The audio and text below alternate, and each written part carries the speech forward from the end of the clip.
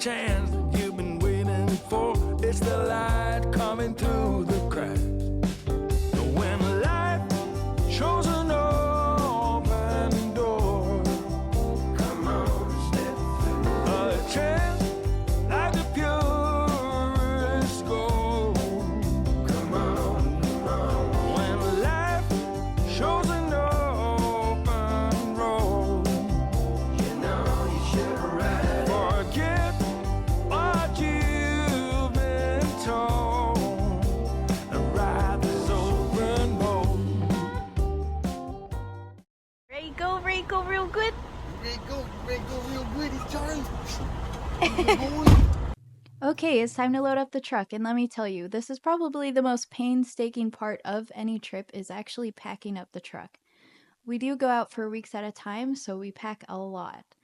We bring instant rice and mashed potatoes, bread, chips, crackers, organic instant coffee, granola bars, cans of chili, paper towels, water bottles, body armor, vitamin water, laundry detergent, paper bowls, plastic utensils, dog food, milk bones, water jugs, our piss jug, our clothes, vitamins. And in the fridge, we bring our homegrown lettuce for salad, pack mushrooms, cucumbers, shredded cheese, lunch meat, olives, coffee creamer, salad dressing. And in our freezer, we always pack a bunch of homemade pasta that I freeze in gallon bags and fajita meat. And I'm sure there's more I'm forgetting, but this is just to give you a good example of what us truckers pack in our trucks.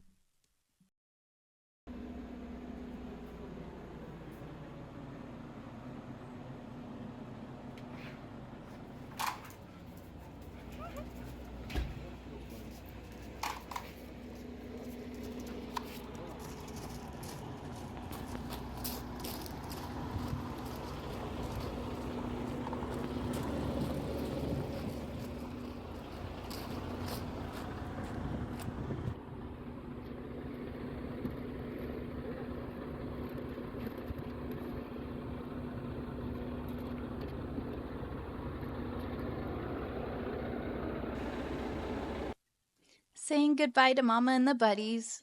Paul's mom has a house on our property, so she watches the fort while we're gone. And she's got two great buddies, Lola and Squatchy. And I'm sure you'll be seeing more of them in later videos.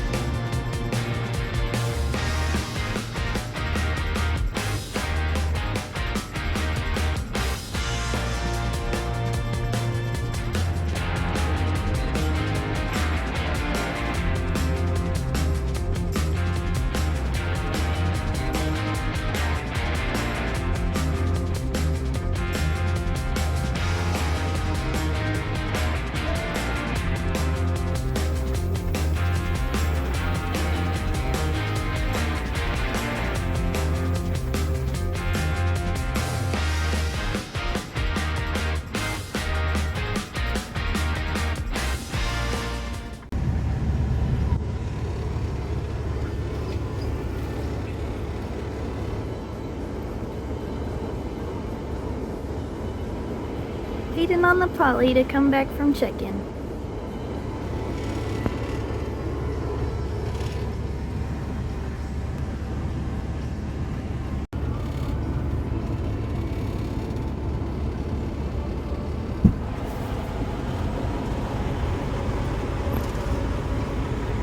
What'd they say? 422.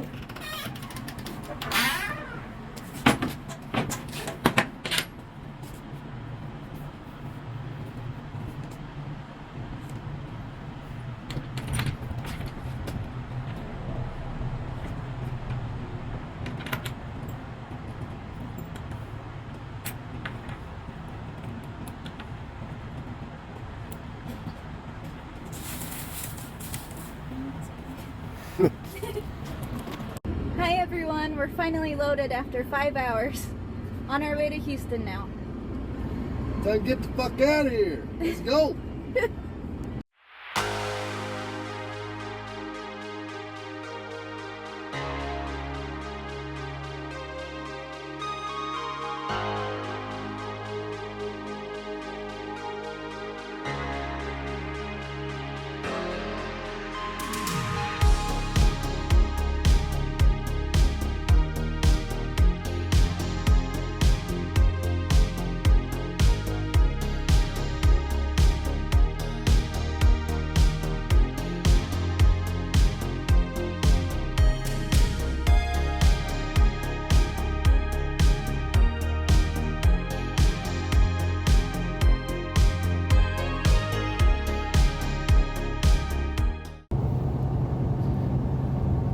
Think that's funny, Bubba?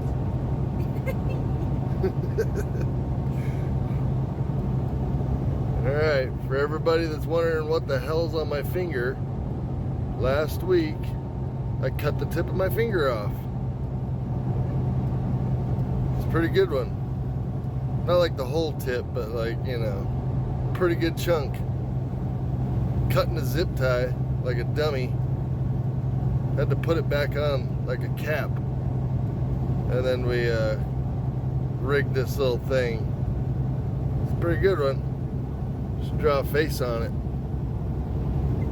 Anyway, for everybody wondering, what the hell is that big thing on his finger? Yep, big dummy cut his end of his finger off. For everybody that's wondering.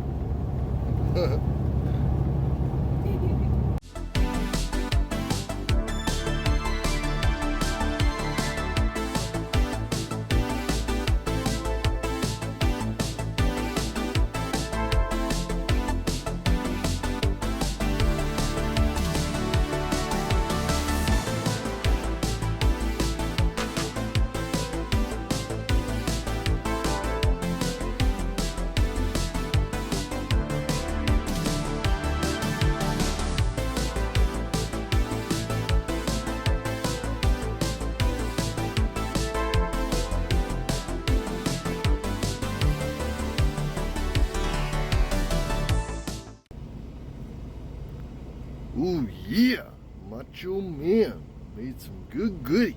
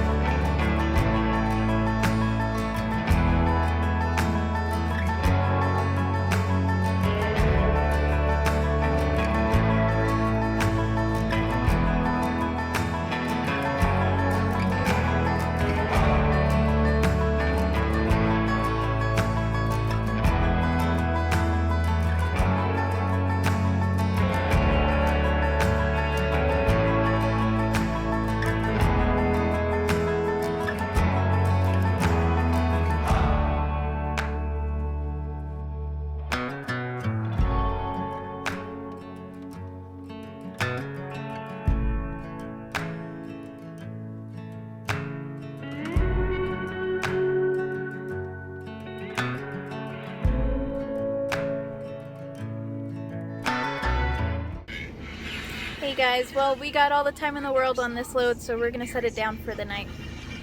Okay. Good night, everybody. See you in the morning.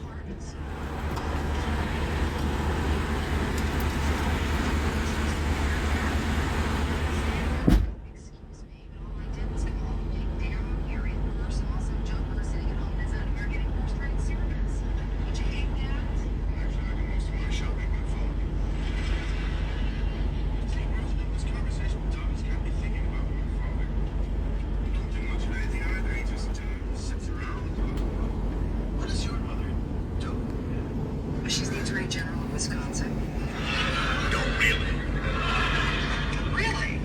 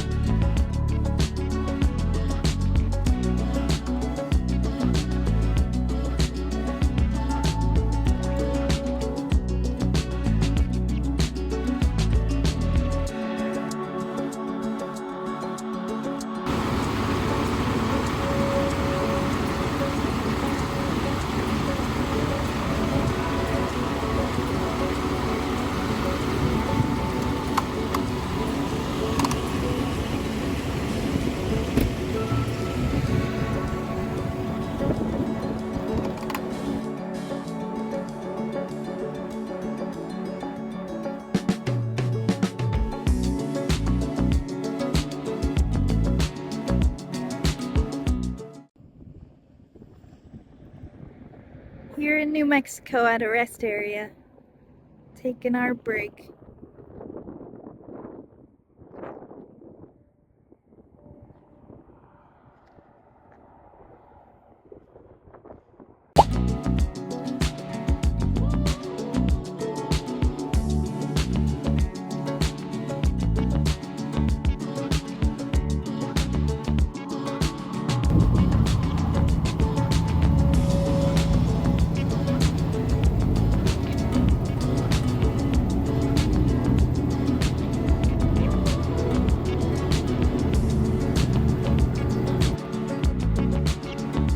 There's Mexico just south of El Paso.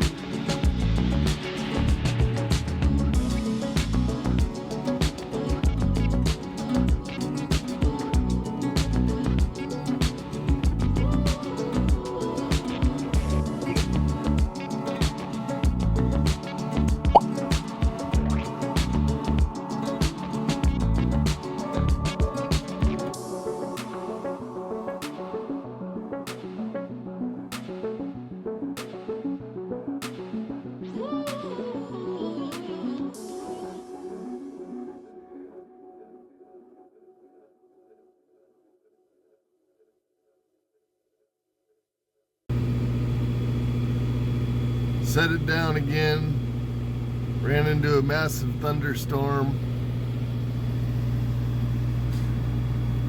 60-mile-an-hour winds and hail. Looks like there's an accident on the interstate. See how that goes. I'll go see if I can get a better look.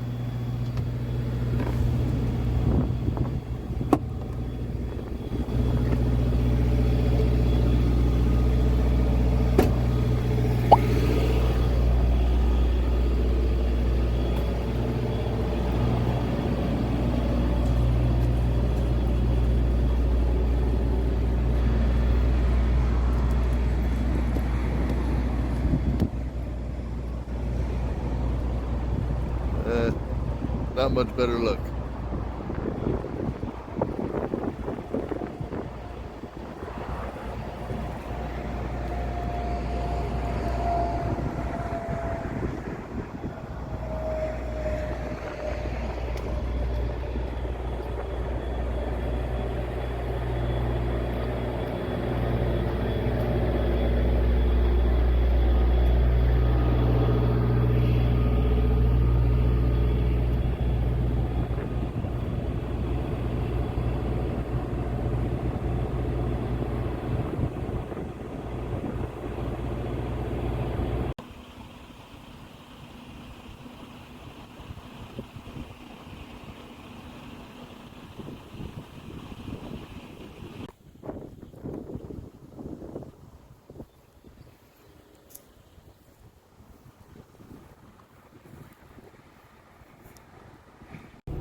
Its hand, yes, I did say hand, not paw, it was a hand, out from where it was crouched over Herman, when it moved forward far enough so that its rear end was pretty much almost over Herman's face, and he still hasn't moved. He's in the exact same position.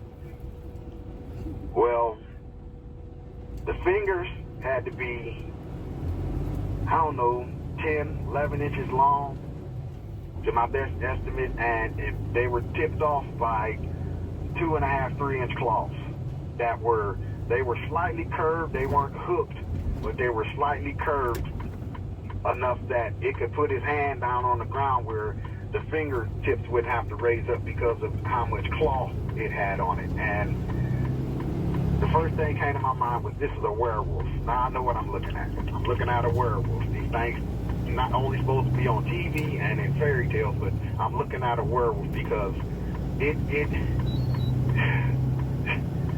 to my mind, that's the only thing I could associate with it at that time. And once again, the thought went through my head, I'm about to die, because I'm the closest one. Other than Herman, I'm the closest one.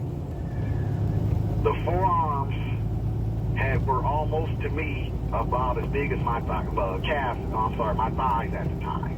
And I'm squatting 500 pounds, so I don't have little thighs, but the forearms, not the biceps, but the forearm. I could see how the muscle was bunched up because of the weight that it had on it. And I mean, I don't remember seeing any body fat. Of course, it did have fur on it that was approximately 2 inches long. I don't think it was 3. I was going to say it was 2. It didn't look ratty or unkept. I didn't notice any patches of fur missing on the areas that I could see. You know, in all actuality, to me, the thing looked like it was pretty well groomed. I know that might not make sense to some people, but my best estimation of his condition at that time, it looked pretty well groomed. I didn't see leaves or grass or anything caught in the coat. It just, it looked smooth. Well, the biceps were the best picture I could paint to put you on where I'm at this time is, if anybody knows who Brock Lesnar or Dave Bautista is, if you just think about their shoulder and bicep area and their chest area, you take that and you multiply it by 4, maybe 5, well, 3 or 4. You'll give it an idea of the structure of this thing. I mean, the biceps on this, if it had flexed his arm or made a fist and did the flex motion, I'm going to say that bicep would have been probably about the size of my head. Not that I got a really big head, but it would have been about the size of my head. Not that it did that, but I'm just, to my best estimation, I'm trying to give everyone the best description I can of what I seen. And, you know, when a dog puts his ears back and he's showing you his teeth, usually that means somebody about to get bit if you're not about to get out of town. So, like I said, I'm thinking I'm going to die.